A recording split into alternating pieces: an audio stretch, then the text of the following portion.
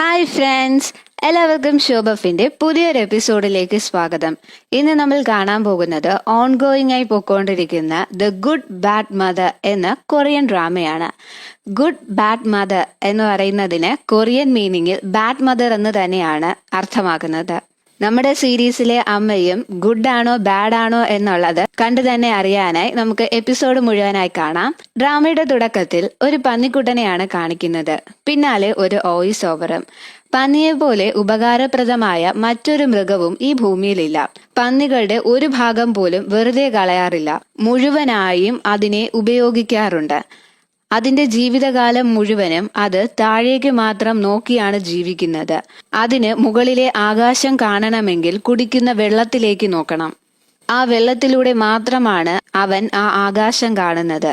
ഇവരുടെ പേരാണ് യോങ്സൂൺ. പക്ഷികൾക്കും മൃഗങ്ങൾക്കുമുള്ള തീറ്റ സപ്ലൈ ചെയ്യുന്ന ഒരു കടയിലാണ് ജോലി. ഇപ്പോൾ തന്നെ ഫാമിലേക്ക് കൊടുക്കാനുള്ള ഫുഡുമായുള്ള പോക്കാണ്. ഓരോ ഇടത്ത് ചെന്ന് ഫുഡ് സപ്ലൈ ചെയ്യുന്നതും അവിടെ വിളഞ്ഞ പഴങ്ങളും പച്ചക്കറികളും സ്വീറ്റ്സും ഫ്രൂട്ട്സും ഒക്കെ തിരിച്ച് യോങ്സൂണിന് സമ്മാനമായി കൊടുത്തു വിടുന്നുമുണ്ട്. അങ്ങനെ ഒരു വണ്ടി സാധനങ്ങളുമായാണ് തിരിച്ച് കടയിലേക്ക് പോകുന്നത്. കടയിലിരിക്കുന്ന സമയത്ത് അങ്ങോട്ടേക്ക് ഒരു പന്നിക്കുട്ടിയുമായി ഒരാൾ കയറി വരുന്നത്. അയാളെ കണ്ടതും യോങ്സോൺ ലിപ്സ്റ്റിക് ഒക്കെ ഇട്ട് ഒന്ന് ടച്ചപ്പ് ചെയ്യുന്നുണ്ട്. ഇയാളാണ് ചോയ്. യോങ്സോണിനെ പ്രപ്പോസ് ചെയ്യാനായി ആ പന്നിക്കുട്ടന്റെ കഴുത്തിൽ ഒരു റിംഗ് ഒക്കെ ഇട്ടുകൊടുത്താണ് യോങ്സോണിന്റെ അടുത്തേക്ക് വിടുന്നത്. പക്ഷേ അതേസമയം ഷോപ്പ് ഓണർ വന്ന് ഡോറ് തുറക്കുന്നതും യോങ്സോണിന്റെ അടുത്തേക്ക് പോകാതെ ആ വഴി ചാടി പുറത്തേക്ക് പോകും. 3 പേരും കൂടെ അതിനു പുറകെ വച്ച് പിടിക്കും. ആ പന്നിക്കുട്ടനാകട്ടെ ആ മാർക്കറ്റ് മുഴുവനും അവരെ ഇട്ട് ഓട്ടിക്കും. അങ്ങനെ അവസാനം ഒരു വിധത്തിൽ ഓട്ടിച്ചിട്ട് ആ പന്നിക്കുട്ടനെ പിടിക്കും. അങ്ങനെ എല്ലാവരെയും സാക്ഷിയാക്കി അദ്ദേഹം അവളോട് കല്യാണം കഴിക്കാൻ സമ്മതമാണോ എന്ന് ചോദിക്കും. യോങ്സൂണും അതെ എന്ന് സമ്മതിക്കും. സന്തോഷം കൊണ്ട് റിംഗ് ഇട്ട് കൊടുക്കും. പിന്നീട് കാണിക്കുന്നത് കുറച്ചു കാലം കഴിഞ്ഞുള്ള കാര്യങ്ങളാണ്. ഇദ്ദേഹമാണ് സാങ്. ചോയുടെ ബെസ്റ്റ് ഫ്രണ്ടാണ്. സാങ്ങിനോട് തന്റെ വൈഫ് പ്രഗ്നന്റ് ആണ് എന്ന സന്തോഷ വാർത്ത ഒരു കൊച്ചുകുട്ടിയെ പോലെ ചാടിത്തുള്ളിയാണ് അദ്ദേഹം പറയുന്നത്. ചോയി കുട്ടിയുണ്ടാകാൻ പോകുന്നതിൽ വളരെയധികം എക്സൈറ്റഡ് ആണ്. പ്രഗ്നന്റ് ആണെന്നറിഞ്ഞ് 3 മാസമാകുന്നതേ ഉള്ളൂ. അതിനിടയിൽ തന്നെ ആൺകുട്ടിയാണെങ്കിൽ അവന് കളിക്കാനായി പ്രത്യേകം കളിപ്പാട്ടവും പെൺകുട്ടിയാണെങ്കിൽ അവൾക്കായി പ്രത്യേക കളിപ്പാട്ടവും എന്നൊക്കെ പറഞ്ഞ് ഇപ്പോഴേ കളിപ്പാട്ടങ്ങളൊക്കെ വാങ്ങി കൂട്ടിയിട്ടുണ്ട്. അതുപോരാഞ്ഞിട്ട് കുഞ്ഞിന് പേര് വരെ കണ്ടുപിടിച്ചിട്ടുണ്ട്. ആൺകുട്ടിയാണെങ്കിൽ ഇടാൻ കുറെ പേരും പെൺകുട്ടിയാണെങ്കിൽ മറ്റു കുറെ പേരുകളും. ചോയും യോങ്സൂണും ആ കുഞ്ഞിന്റെ വരവും കാത്ത് വളരെ ഹാപ്പിയായാണ് അവിടെ ജീവിച്ചിരുന്നത്. അങ്ങനെ ഇരിക്കെ ആ വർഷത്തെ ഒളിമ്പിക്സിൽ കൊറിയ പങ്കെടുക്കുന്നുണ്ട്. അതിന്റെ ഭാഗമായി ഒരു മാരത്തോൺ നടക്കുന്നു എന്ന വിവരം ടിവിയിലൂടെ അവർ രണ്ടുപേരും അറിയുന്നത്. ഈ വഴിയാണ് മാരത്തോൺ പോകുന്നത് എന്ന് അടുത്ത വീട്ടിലെ ആള് വന്ന് പറയും. നമുക്ക് അതിനായുള്ള കുറച്ച് പ്രിപ്പറേഷൻസ് ചെയ്യണം എന്ന് പറയുന്നതും യോങ്സോൺ ഞാൻ ബാനറും പോസ്റ്ററും ഒക്കെ തയ്യാറാക്കാം എന്ന് പറയും. പക്ഷെ ഇത് കേൾക്കുന്നതും ചോയ് നിനക്ക് വയ്യാത്തതാണ്, നീ അതൊന്നും ചെയ്യണ്ട എന്ന് പറഞ്ഞ് കുറെ വഴക്ക് പറയും. അടുത്ത ദിവസം കുറച്ച് ആളുകൾ ചോയെ കണ്ട് ഇവിടെ നിന്നും എത്രയും പെട്ടെന്ന് മാറണം, ഒളിമ്പിക്സ് നടക്കുന്ന കാര്യം നിങ്ങൾ അറിഞ്ഞല്ലോ, ഇന്റർനാഷണൽ ആയുള്ള ചാനലുകൾ വരെ ഈ ന്യൂസ് കവർ ചെയ്യാനായി ഇവിടെ എത്തും. അതിൽ ഈ നാറ്റം പിടിച്ച ഫാം വന്നു കഴിഞ്ഞാൽ കൊറിയ ഇപ്പോഴും പുരോഗമിച്ചിട്ടില്ല എന്നായിരിക്കും ലോകം മുഴുവനും കരുതുന്നത്. അതുകൊണ്ട് തന്നെ എത്രയും പെട്ടെന്ന് ഇത് പൊളിച്ചു മാറ്റണം എന്ന് ആവശ്യപ്പെടും. പക്ഷെ പറ്റില്ല എന്ന് ചോയും തീർത്ത് പറയും. അപ്പോഴാണ് യോങ്സോൺ പ്രിപ്പയർ ചെയ്ത ബാനറുകളുമായി അങ്ങോട്ട് വരുന്നത്. യോങ്സോൺ കേൾക്കാതിരിക്കാനായി അതിൽ ഒരാളെ ചോയ് പിടിച്ചു തള്ളി മാറ്റും.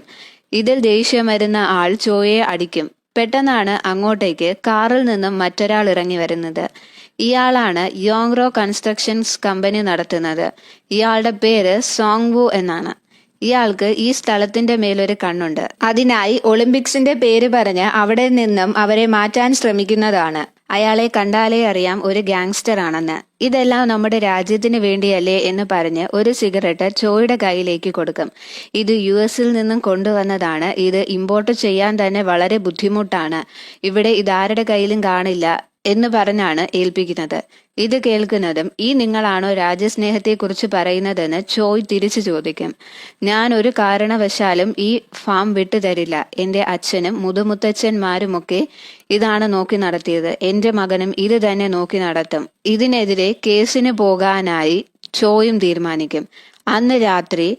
അന്ന് രാത്രി സോങ്വോയുടെ ആൾക്കാർ ആ ഫാമിന് തീയിടും. രാത്രി ഉറങ്ങിക്കിടന്നിരുന്ന അവർ ഇത് അറിഞ്ഞ് എഴുന്നേറ്റ് ചെല്ലുമ്പോഴേക്കും അതെല്ലാം കത്തി നശിച്ചിട്ടുണ്ടായിരുന്നു. സോങ്വോയുടെ കാർ അവിടെ കണ്ടതായി അയൽക്കാരൻ പറയും. സംഭവ സ്ഥലത്ത് നിന്നും സോങ്വോ ഉപയോഗിക്കുന്ന സിഗരറ്റും കിട്ടും. അങ്ങനെ ഫാം കത്തിച്ച കേസിൽ ചോയ് സോങ്വുവിനെതിരെ കേസ് കൊടുക്കും. സംഭവ സ്ഥലത്ത് നിന്നും കിട്ടിയ സിഗരറ്റ് തെളിവായി കാണിക്കുന്നുണ്ടെങ്കിലും എന്റെ കയ്യിൽ മാത്രമല്ല ആ സിഗരറ്റ് ഉള്ളത്. ഞാൻ അന്ന് ആ സൈറ്റ് കാണാൻ വന്ന സമയത്ത് തൊട്ടടുത്തുള്ള അയൽവാസിക്ക് ഞാനത് കൊടുത്തിട്ടുണ്ടായിരുന്നു. കൂടാതെ അവിടത്തെ റിയൽ എസ്റ്റേറ്റ് ഉടമയ്ക്ക് ഞാനത് കൊടുത്തിട്ടുണ്ടായിരുന്നു എന്ന് പറയും. ഇത് സത്യമാണോ എന്ന് തിരക്കുന്നതും അവരും അവരുടെ കയ്യിൽ സിഗരറ്റ് ഉണ്ട് എന്നത് സമ്മതിക്കും. അതുകൊണ്ട് തന്നെ കോടതി ഈ സിഗരറ്റ് ഒരു തെളിവായി എടുക്കാൻ പറ്റില്ല എന്ന് പറയും. അങ്ങനെ അടുത്ത ട്രയൽ ദിവസം അന്ന് ചോയെ സപ്പോർട്ട് ചെയ്ത് സാക്ഷി പറയാമെന്ന് സമ്മതിച്ചവരെല്ലാവരും കൂറുമാറും. സാക്ഷി പറഞ്ഞ അയൽക്കാരനാകട്ടെ അന്ന് ഇരുട്ടായതുകൊണ്ട് അന്ന് കണ്ടത് സോങ്വോയെ ആണോ എന്നത് ഉറപ്പില്ല എന്നാണ് കോടതിയിൽ പറയുന്നത്. ചോയുടെ ഫ്രണ്ടായ സാങ് പറയുന്നത് ചോയ് ഫാമിൽ ഒരുപാട് പെയിന്റ് വാങ്ങി വെച്ചിട്ടുണ്ടായിരുന്നു. ചിലപ്പോൾ അത് കാരണം തീ പിടിച്ചതാകാമെന്നാണ്. അങ്ങനെ തെളിവുകളും സാക്ഷികളും എല്ലാം എതിരായത് കാരണം ചോയ് ആ കേസ് പരാജയപ്പെടും. അന്ന് വൈകിട്ട് ചോയ് സാങ്ങിന്റെ വീട്ടിലേക്ക് പോകും. മുട്ടുകുത്തി സാങ്ങിനോട് ഒരുപാട് കെഞ്ചുന്നത് കൊണ്ട് തന്നെ സാങ് അന്ന് നടന്നത് എന്താണെന്ന് പറയും. എന്റെ അമ്മയുടെ ചികിത്സയ്ക്കായി എനിക്ക് പണം ആവശ്യമുണ്ടായിരുന്നു. മറ്റു വഴിയില്ലാത്തത് കൊണ്ടാണ് ഞാൻ സോങ്വുവിനോടൊപ്പം നിന്നത്. ഇതെല്ലാം റെക്കോർഡ് ചെയ്ത് ചോയ് അവരുടെ വക്കീലായ തായ്സൂണിന്റെ കയ്യിൽ കൊണ്ടുപോയി കൊടുക്കും. കൂടാതെ സോങ്വു ഇതിനു മുൻപും സ്ഥലം കയ്യേറാനായി അവിടത്തെ ബിൽഡിങ്ങുകളെല്ലാം തീയിട്ട് നശിപ്പിച്ചതിന്റെ തെളിവുകളും അദ്ദേഹം ലോയറിന് കൈമാറും. ഈ എവിഡൻസ് എല്ലാം നമുക്ക് ഏതെങ്കിലും TV ചാനലിൽ കൊടുക്കണം എന്ന് പറഞ്ഞാണ് വക്കീലിനെ ഏൽപ്പിക്കുന്നത്. ഇപ്പോ എന്റെ കയ്യിൽ കാശായി തരാനൊന്നുമില്ല. ഇത് എന്റെ കുഞ്ഞിന് വേണ്ടി പണിത വീടിന്റെ താക്കോലാണ് എന്ന് പറഞ്ഞ് താക്കോലും ഒരു ബാങ്കിന്റെ ബുക്കും വക്കീലിന്റെ കയ്യിൽ കൊടുക്കും. എന്റെ കുഞ്ഞിന്റെ ജീവിതവും ഈ പന്നി ഫാമിൽ കിടന്ന് തീരരുത് എന്ന് കരുതിയാണ് ഞാൻ ഇതെല്ലാം ഉണ്ടാക്കിയത്. എന്റെ കുഞ്ഞിന് വേണ്ടി ഞാൻ ഏതറ്റം വരെയും പോകും. അതുകൊണ്ട് തന്നെ സാർ ഇത് തൽക്കാലം വെച്ച് കേസ് വാദിക്കണം എന്ന് പറഞ്ഞാണ് അവിടെ നിന്ന് പോകുന്നത്. മറ്റെല്ലാ സിനിമയിലെയും പോലെ തന്നെ ഇവിടെയും വക്കീൽ അയാളുടെ ആളായിരുന്നു. ഈ വിവരങ്ങളെല്ലാം അയാള് സോങ്വുവിനെ വിളിച്ചറിയിക്കും. അന്ന് തിരിച്ചു വരും വഴി സോങ്വു ചോയുടെ കാർ തടഞ്ഞു നിർത്തും. ചോയെ കൊന്ന് കെട്ടിത്തൂക്കും. നിരാശയിൽ ആത്മഹത്യ ചെയ്തതാണ് എന്ന് വരുത്തി തീർക്കാനായി എല്ലാ തെളിവും ചെയ്തു വച്ചിട്ടാണ് പോകുന്നത്. അങ്ങനെ ചോയ് മരിച്ച വാർത്ത അറിഞ്ഞ് യോങ്സോ പൊട്ടിക്കരയും. എന്റെ ഹസ്ബൻഡിനെ ദയവ് ചെയ്ത് രക്ഷിക്കണം, ഞാൻ എന്ത് വേണമെങ്കിലും തരാമെന്ന് പറഞ്ഞ് യോങ്സൂൺ നിലവിളിക്കും. അങ്ങനെ അതൊക്കെ കഴിഞ്ഞ് യോങ്സൂൺ വക്കീലിനെ കാണാനായി ചെല്ലും. സോങ്വുവിനെതിരെ തെളിവുകൾ കിട്ടിയിട്ടുണ്ട്, അത് നിങ്ങളെ ഏൽപ്പിക്കാനാണെന്ന് പറഞ്ഞാണ് അദ്ദേഹം വീട്ടിൽ നിന്ന് പോയത്. അങ്ങനെയുള്ള ആൾ എന്തിനാണ് ആത്മഹത്യ ചെയ്യുന്നത് എന്ന് വക്കീലിനോട് ചോദിക്കും. വക്കീലാകട്ടെ വളരെ സങ്കടത്തോടെ ഞാനും ഇങ്ങനെയൊക്കെ സംഭവിക്കുമെന്ന് കരുതിയില്ല. ഇന്നലെ അദ്ദേഹം വെള്ളമടിച്ചാണ് ഇങ്ങോട്ട് വന്നത്. എനിക്ക് എന്തെങ്കിലും സംഭവിച്ചാൽ ഇത് എന്റെ ഭാര്യയെ ഏൽപ്പിക്കണം എന്ന് പറഞ്ഞാണ് ഈ താക്കോലും ബാങ്കിന്റെ ബുക്കും തന്നതെന്ന് വക്കീല് പറയും. ആ കീയും ബാങ്കിന്റെ ബുക്കും യോങ്സൂണിനെ ഏൽപ്പിക്കും. പക്ഷെ അദ്ദേഹം ഇത്രയും പെട്ടെന്ന് ഇങ്ങനെ ഒരു തീരുമാനമെടുക്കുമെന്ന് ഞാൻ ഒരിക്കലും വിചാരിച്ചില്ല എന്ന് വളരെ സങ്കടത്തോടെ വക്കീല് പറയും. ഇത് കേൾക്കുന്നതും യോങ്സോയും വിശ്വസിക്കുന്നത് ചോയ് മനഃപൂർവ്വം ആത്മഹത്യ ചെയ്തു എന്നതാണ്. അത് വിശ്വസിച്ച് യോങ്സോ പൊട്ടിക്കരയും.